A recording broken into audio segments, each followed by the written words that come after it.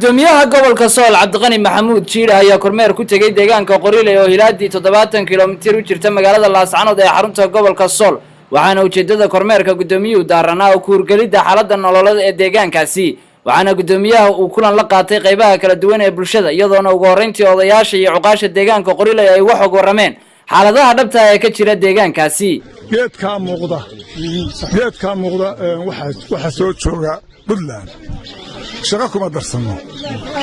waxaan u jeednaa Somaliland waa tagnay odayaal wafti baan ku tagnay anoo gudoomiyaha magaalada Qorile baa odayaashaas waan la socday waxa weeyaan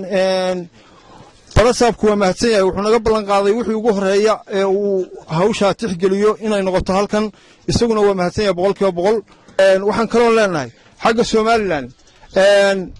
xafiiska looga codeynayo kulmiye aniga gacanta ku hayay waxa weeye meesha ugu badan ee codku uga soo baxo Somaliland bay ahayd xafiiska Qorile anaa gudoomiye ka ahaa waa codka ugu badan ee kulmiye uga soo baxa waxaanu xaq u leenahay tixgelin kasta oo gobolka timaado in ayna soo gaadho baan xaq u leenahay dhammaan wixii kulmiye loo codeyna hadda ma garateen dhammaan dadku waa og yahay xafiiskana anaa gacanta ku hayay gudoomiyaha gobolka Sool Cabdiqani Maxamuud Jiir ayaa isaguna dhankiisa u ballan qaaday bulshada deegaankaasi inay soo gaarsiin doonaan mashaariic horumarineed oo xukuumaddiisu ay ka fulinayso guud ahaan gobolka Sool waxaana uu ka codsaday inay si dhow la shaqeeyaan maamul ahaan runtii waxaan mahad u celinayaa guddiga abaaraha heer qaran ee Jamhuuriyadda Somaliland oo madaxweyne ku-xigeenka Cabdiraxmaan Siile uu yahay gudoomiye guddigaasi runtii wax badan bay ka qabatay waxay u soo dhiibtay booyad biyo ah booyadaas waxay u dhaamisay tuulooyinka abaaruhu tuulooyinka bilaanta ku jirto dhan ee Laascaanood ku dhow dhan dadka Ilaahay buu wax gaarsiin kara waxay soo bixisay deeq biyo ah oo dhawaan guddida abaaruhu ay keenteen oo 50 booyadooda Qorile biyaha loo keenay sababtoo ah Ilaahay baad ka soo furtay idinka in booyad biyo ah oo deeq loo soo bixiyay idin keeno guddida abaaruhu mahad celinaya waxaan kaloo mahad celinayaa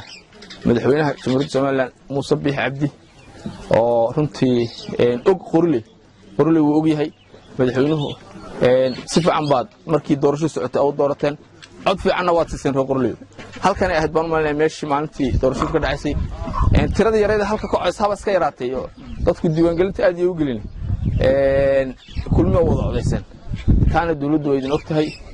iyadana waa mahad celinayaa waxaan idinka codsanayaa mar labaad iyo mar saddexaad iyo mar afraadba inaad